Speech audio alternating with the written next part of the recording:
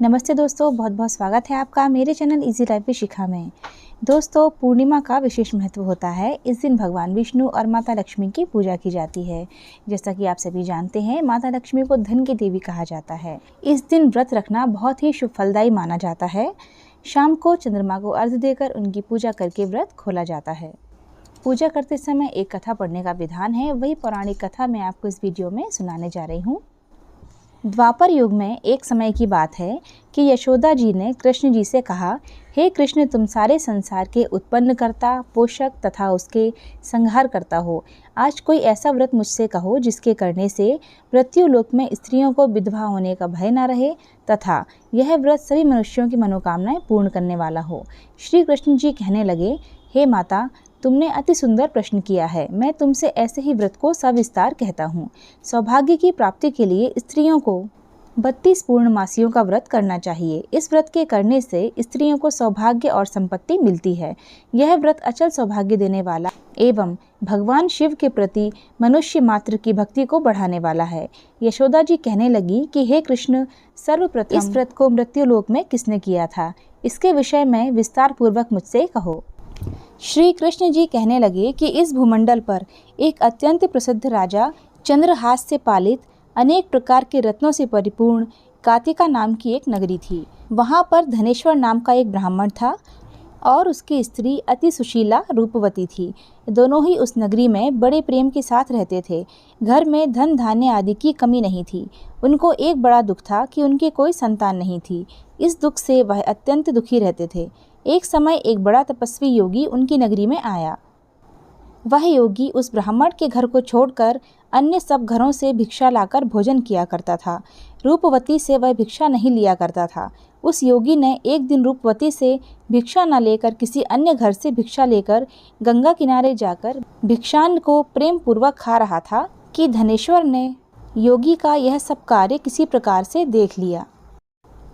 अपनी भिक्षा के अनादर से दुखी होकर धनेश्वर योगी से बोला, महात्मन, आप सब घरों से भिक्षा लेते हैं परंतु मेरे घर की भिक्षा कभी नहीं लेते, इसका क्या कारण है? योगी ने कहा कि निसंतान के घर की भी पतितों के अन्न के तुल्य होती है और जो पतितों का अन्न खाता है वह भी पतित हो जाता है। चूँकि तुम निसंतान हो, अतः पतित हो जाने के भय से मैं तुम्हारे घर की भिक्षा नहीं लेता हूँ। धनेश्वर यह बात सुनकर अपने मन में बहुत दुखी हुआ और हाथ जोड़कर योगी के पैरों पर गिर पड़ा तथा आर्त भाव से कहने लगा, हे महाराज, यदि ऐसा है तो आप मुझको पुत्र प्राप्ति का उपाय बताइए। आप सर्वज्ञ हैं, मुझ पर अवश्य ही यह कृपा कीजिए। धन की मेरे घर में कोई कमी नहीं, परंतु मैं पुत्र न होने के कारण अत्यंत दुखी हूँ। आप मेरे इस दुख का हरण करें, आप सामर्थ्यवान हैं। यह सुनकर योगी कहने लगे, हे ब्राह्मण, तुम चंडी की आराधना करो। घर आकर उसने अपनी स्त्री से यह सब वृत्तांत कहा और स्वयं तप के निमित्त वन में चला गया। वन में जाकर उसने चंडी की उपासना की और उपवास किया। चंडी ने 16वें दिन उनको स्वप्न में दर्शन दिया और कहा, हे धनेश्वर, जा, तेरे पुत्र होगा, परंतु वह 16 वर्ष की आयु में ही मृत्यु को प्राप्त हो जाएगा। यदि तुम दोनों स्त्री पुरुष 32 पूर्णमासियों का व्रत विधि पूर्वक करोगे तो वह दीर्घायु होगा। जितनी तुम्हारी सामर्थ्य हो, आटे के दिए बनाकर शिव जी का पूजन करना, परंतु पूर्णमासी को 32 हो जाने चाहिए। प्रातः काल होने पर इस स्थान के समीप ही तुम्हें आम का वृक्ष दिखाई देगा। उस पर तुम चढ़कर एक फल तोड़कर शीघ्र अपने घर चले जाना। अपनी स्त्री से सब वृत्तांत कहना। ऋतु स्नान के पश्चात वह स्वच्छ होकर श्री शंकर जी का ध्यान करके उस फल को खा लेगी। तब शंकर भगवान की कृपा से उसको गर्भ हो जाएगा। जब वह ब्राह्मण प्रातःकाल उठा तो उसने उस स्थान के पास ही एक आम का वृक्ष देखा जिस पर एक अत्यंत सुंदर आम का फल लगा हुआ था। उस ब्राह्मण ने उस आम के वृक्ष पर चढ़कर उस फल को तोड़ने का प्रयत्न किया, परंतु वृक्ष पर कई बार प्रयत्न करने पर भी वह चढ़ ना पाया। तब तो उस ब्राह्मण को बहुत चिंता हुई और विघ्न विनाशक श्री गणेश जी की वंदना करने लगा। हे दयानिधे, अपने भक्तों के विघ्नों का नाश करके उनके मंगल कार्य को करने वाले, दुष्टों का नाश करने वाले, रिद्धि सिद्धि के देने वाले, आप मुझ पर कृपा करके इतना बल दें कि मैं अपने मनोरथ को पूर्ण कर सकूं। इस प्रकार गणेश जी की प्रार्थना करने पर उनकी कृपा से धनेश्वर वृक्ष पर चढ़ गया और उसने एक अति सुंदर आम का फल देखा। उसने विचार किया कि वरदान से जो फल मिल रहा था वह यही है और कोई फल दिखाई नहीं देता।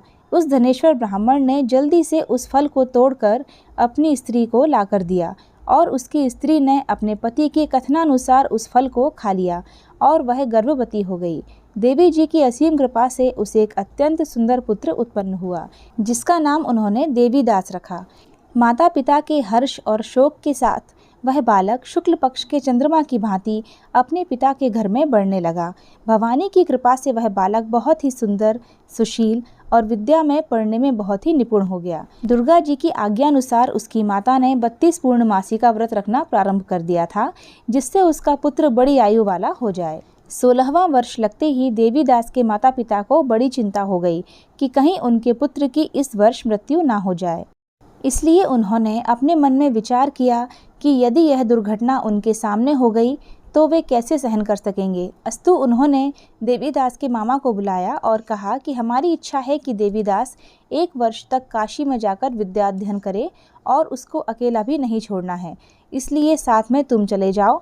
1 वर्ष के पश्चात इसको वापस लौटा लाना। सब प्रबंध करके उसके माता पिता ने काशी जाने के लिए देवीदास को एक घोड़े पर बैठाकर उसके मामा के साथ रवाना कर दिया, किंतु यह बात उसके मामा या मामी किसी से नहीं कही। धनेश्वर ने सपत्नीक अपने पुत्र की मंगल कामना तथा दीर्घायु के लिए भगवती दुर्गा की आराधना और पूर्णमासियों का व्रत करना आरंभ कर दिया। इस प्रकार बराबर 32 पूर्णमासी का व्रत पूरा किया। कुछ समय पश्चात एक दिन वह दोनों मामा और भांजा मार्ग में रात्रि बिताने के लिए किसी ग्राम में ठहरे हुए थे। उस दिन उस गांव में एक ब्राह्मण की अत्यंत सुंदरी, सुशीला, विदुषी और गुणवती कन्या का विवाह होने वाला था। जिस धर्मशाला के अंदर वर और उसकी बारात ठहरी हुई थी, उसी धर्मशाला में देवीदास और उसके मामा भी ठहरे हुए थे। संयोगवश कन्या को तेल आदि चढ़ाकर मंडप आदि का कृत्य किया गया तो लग्न के समय वर को धनुर्वात हो गया। अस्तु वर के पिता ने अपने कुटुंबियों से परामर्श करके निश्चय किया कि यह देवीदास मेरे पुत्र जैसा ही सुंदर है, मैं इसके साथ ही लग्न करा दूं और बाद में विवाह के अन्य कार्य मेरे लड़के के साथ हो जाएंगे। ऐसा सोचकर देवीदास के मामा से जाकर बोला कि तुम थोड़ी देर के लिए अपने भांजे को हमें दे दो, जिससे विवाह के लग्न का सब कृत्य सुचारू रूप से हो सके। तब उसका मामा कहने लगा कि जो कुछ भी मधुरपक आदि कन्यादान के समय वर को मिले वह सब हमें दे दिया जाए तो मेरा भांजा इस बारात का दूल्हा बन जाएगा। यह बात वर के पिता ने स्वीकार कर लेने पर उसने अपना भांजा वर बनने को भेज दिया और उसके साथ सब विवाह कार्य रात्रि में विधि पूर्वक संपन्न हो गया। पत्नी के साथ वह भोजन ना कर सका और अपने मन में सोचने लगा कि जाने यह किसकी स्त्री होगी। वह एकांत में इसी सोच में गरम निश्वास छोड़ने लगा। उसकी आंखों में आंसू भी आ गए। तब वधू ने पूछा कि क्या बात है, आप इतने उदासीन व दुखी क्यों हो रहे हैं। तब उसने यह सब बातें जो वर के पिता और उसके मामा में हुई थी उसको बतला दी। तब कन्या कहने लगी कि यह सब ब्रह्म विवाह के विपरीत है, यह कैसे हो सकता है। देव, ब्राह्मण और अग्नि के सामने मैंने आपको ही अपना पति बनाया है, इसलिए आप ही मेरे पति हैं। मैं आपकी ही पत्नी रहूंगी, किसी अन्य की कदापि नहीं। तब देवीदास ने कहा, ऐसा मत करिए, क्योंकि मेरी आयु बहुत छोटी है। मेरे पश्चात आपकी गति क्या होगी, इन बातों को अच्छी तरह विचार लो। परंतु वह दृढ़ विचार वाली थी। बोली कि जो आपकी गति होगी वही मेरी भी गति होगी। आप मेरे स्वामी हैं, आप उठिए और भोजन करिए, आप निश्चय ही भूखे होंगे। इसके बाद देवीदास और उसकी पत्नी दोनों ने भोजन किया तथा शेष रात्रि वे सोते रहे। प्रातःकाल देवीदास ने अपनी पत्नी को 3 नगों से जड़ी हुई एक अंगूठी दी, एक रुमाल दिया और बोला, हे प्रिय, इसे लो और संकेत समझकर स्थिर चित्त हो जाओ। मेरा मरण और जीवन जानने के लिए एक पुष्प वाटिका बना लो, उसमें सुगंधी वाली एक नवमल्लिका लगा लो। उसको प्रतिदिन जल से सींचा करो और आनंद के साथ खेलो कूदो तथा उत्सव मनाओ। जिस समय और जिस दिन मेरा प्राणांत होगा ये फूल सूख जाएंगे और जब ये फिर हरे हो जाएं तो जान लेना कि मैं जीवित हूँ। यह बात निश्चय करके समझ लेना, इसमें कोई संशय नहीं है। यह समझाकर वह चला गया। प्रातःकाल होते ही वहाँ पर गाजे बाजे बजने लगे और जिस समय विवाह के कार्य समाप्त करने के लिए वर तथा सब बाराती मंडप में आए तो कन्या ने वर को भली प्रकार से देखकर अपने पिता से कहा कि यह मेरा पति नहीं है। मेरा पति वही है जिसके साथ रात्रि में मेरा पाणी ग्रहण हुआ था, इसके साथ मेरा विवाह नहीं हुआ है। यदि यह वही है तो बताइए मैंने इसको क्या दिया। मधुरपक और कन्यादान के समय जो मैंने भूषण आदि दिए थे उन्हें दिखाए तथा रात में मैंने क्या गुप्त बातें कही थीं वह सब सुनाए। पिता ने उसके कथनानुसार वर को बुलवाया। कन्या की यह सब बातें सुनकर वह कहने लगा कि मैं कुछ नहीं जानता। इसके पश्चात लज्जित होकर वह अपना सा मुँह लेकर चला गया और सारी बारात भी अपमानित होकर वहाँ से लौट गई। भगवान श्री कृष्ण बोले, हे माता, इस प्रकार देवीदास काशी विद्याध्ययन के लिए चला गया। कुछ समय जब बीत गया तो काल से प्रेरित होकर एक सर्प रात्रि के समय उसको डसने के लिए वहां पर आया। उस विषधर के प्रभाव से उसके शयन का स्थान चारों ओर से विष की ज्वाला से विषैला हो गया, परंतु वृतराज के प्रभाव से उसको काटने न पाया, क्योंकि पहले ही उसकी माता ने 32 पूर्णिमा का व्रत रखा था। इसके बाद मध्याह्न के समय स्वयं काल वहाँ पर आया और उसके शरीर से उसके प्राणों को निकालने का प्रयत्न करने लगा, जिससे वह मूर्छित होकर पृथ्वी पर गिर पड़ा। भगवान की कृपा से उसी समय पार्वती जी के साथ शंकर जी वहाँ पर आ गए। उसको मूर्छित दशा में देखकर पार्वती जी ने भगवान शंकर से प्रार्थना की कि हे महाराज, इस बालक की माता ने पहले 32 पूर्णिमा का व्रत किया था, जिसके प्रभाव से हे भगवान आप इसको प्राणदान दें। भवानी के कहने पर भक्त वत्सल भगवान श्री शिव जी ने उसको प्राणदान दे दिया। इस व्रत के प्रभाव से काल को भी पीछे हटना पड़ा और देवीदास स्वस्थ होकर लौट गया। उधर उसकी स्त्री उसके काल की प्रतीक्षा किया करती थी। जब उसने देखा कि उस पुष्प वाटिका में पत्र पुष्प कुछ भी नहीं रहे तो उसको अत्यंत आश्चर्य हुआ, और जब वह वैसे ही हरी भरी हो गई तो वह जान गई कि वह जीवित हो गए हैं। तब उसने अपने पिता से कहा कि आप उनको ढूंढ लाइए।